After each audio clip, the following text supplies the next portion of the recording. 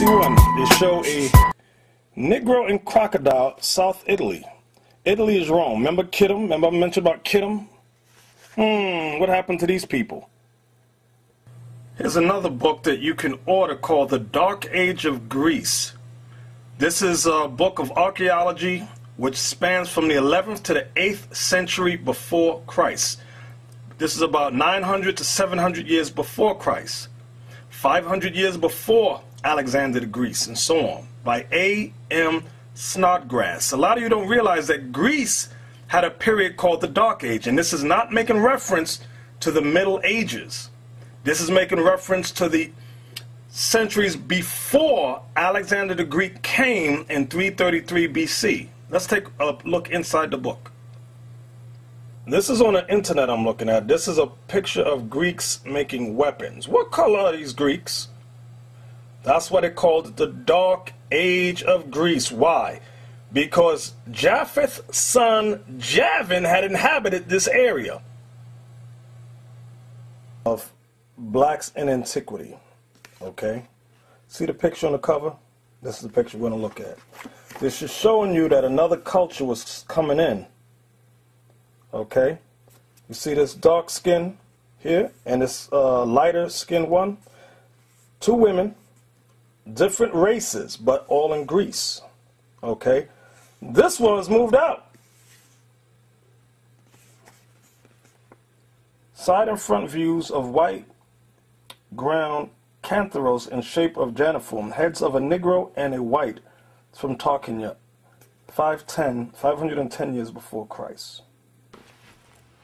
Okay, we're back in this book called African Presence in Early Europe. Okay, edited by Ivan van Sertima. I'm going to page 44. Listen close.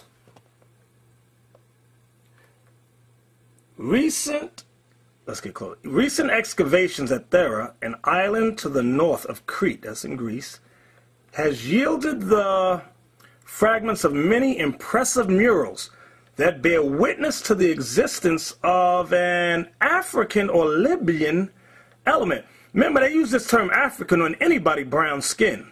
And what I'm showing you is that when Esau came in, all of the brown-skinned Japhites, the sons of Japhet, Javan, the sons of Japhet, they called them African, Libyan, all meaning burnt faces like Ethiopian. Now let's take a look at some of these murals. All right, I'm on page 46. I'm turning it to the side because it's a side view. Let's look at Japhet. Do you see these black people in this building? Let's pull back. What happened to this black people that lived in Greece? Look, people standing here. You got soldiers on the top, black. People rowing the boat. These are Javan's sons. Here's another one. In Greece, these were the original Greeks, black-skinned people. Black-skinned people.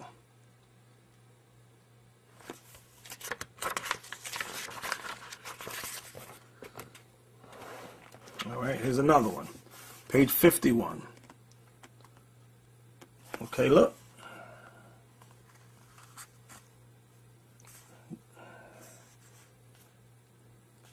A war scene.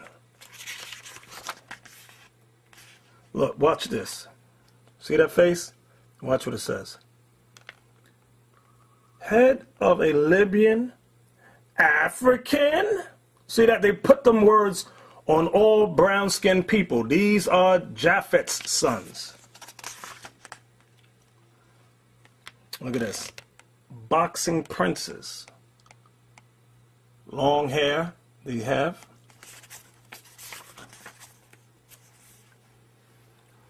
Okay, look. Mycene, 1550 BC. Look at the Greeks on this plate. Dark skin.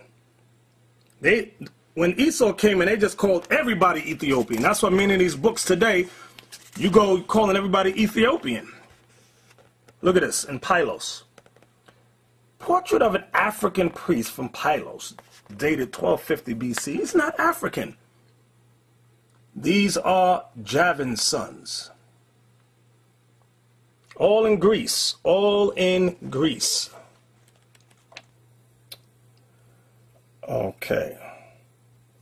We learn from primary evidence that these Ethiopians, dark-skinned people, Japhets, were in intimate contact with Greece and Rome from the moment that we have records of Greece. Let's read that part again. From the moment that we have records of Greece, meaning our understanding is based upon what the white man has allowed to come out. That's why this author writes, from the moment that we have records of Greece and Rome, and probably before. As is stated by Jones, 1972, Homer writes in the Iliad and the Odyssey. These are two Greek mythology. A lot of these mythologies, Greek mythologies, are based on some truths of the wars that they had, of these Ethiopians as blameless and pious people.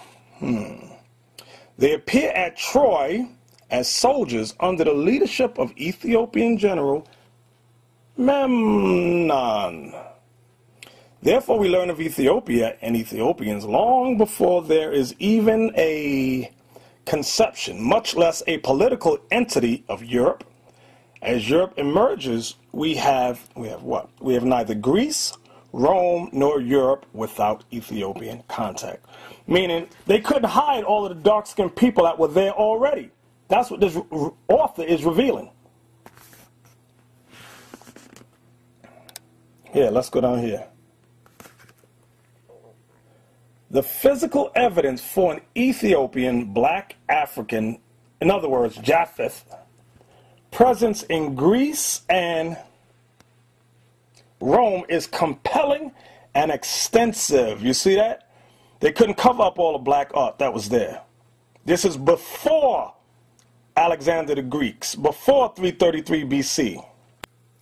Now let's take a look at this map. You have Greece here. Right above it you have Macedonia. Okay? I'm going to deal with Macedonia for the time being, because Alexander's father, Alexander the Greek's father, was called Philip of Macedon, king of Macedonia and conqueror of Illyria, Thrace, and Greece. He started to unite all the Caucasians, the whites that were over there. This is his father, Alexander the Greek's father. Okay, bear with me a moment. We're going to deal with Macedonia. Now let's get back to the Bible, okay? The author of our understanding. Let's read this. And it happened after that Alexander, this is Alexander the Greek, the Great they call him, son of Philip the Macedonian, let's zoom in close on that. And it happened after that Alexander, son of Philip the Macedonian, who came out of the land of Kittim, this is one of Japhet's sons, remember, Rome, became known as Rome, had smitten Darius, king of the Persians, Medes. Medes, this was Japhet's son, Media. Okay, when you read Genesis 10. But back to Macedonia. Philip, that he reigned in his stead the first over Greece. Let's read that again. And it happened after that Alexander the Greek, Alexander III, son of Philip, okay, this is about him, the Macedonian, they were from Macedon, that was the beginning there, who came out of the land of Kittim, had smitten Darius, king of the Persians and Medes, that he reigned in his stead the first over Greece. So Alexander became the first king over Greece. So Alexander's father was Philip of Macedon, the Macedonian. Let's look at the Macedonians to get a better understanding of the Greeks that came after. Let's go to in the Apocrypha, Esther chapter 16 and verse 10. We're going to get their nationality. For Ammon, this is the same Haman that you read about in the book of Esther. For Ammon, a Macedonian, so Ammon was also just like Philip of Macedonia. He was a Macedonian. For Ammon, a Macedonian, the son of Ammedatha, being indeed a stranger from the Persian blood and far distant from our goodness, as a stranger received of us. So now, it says Haman was a Macedonian. He was not Persian. Now, remember, this was the Persian time. They were ruling. So he obviously was not a Mede either. Okay, because the Medes and Persians were working together. But he was a Macedonian, a stranger from the Persian blood.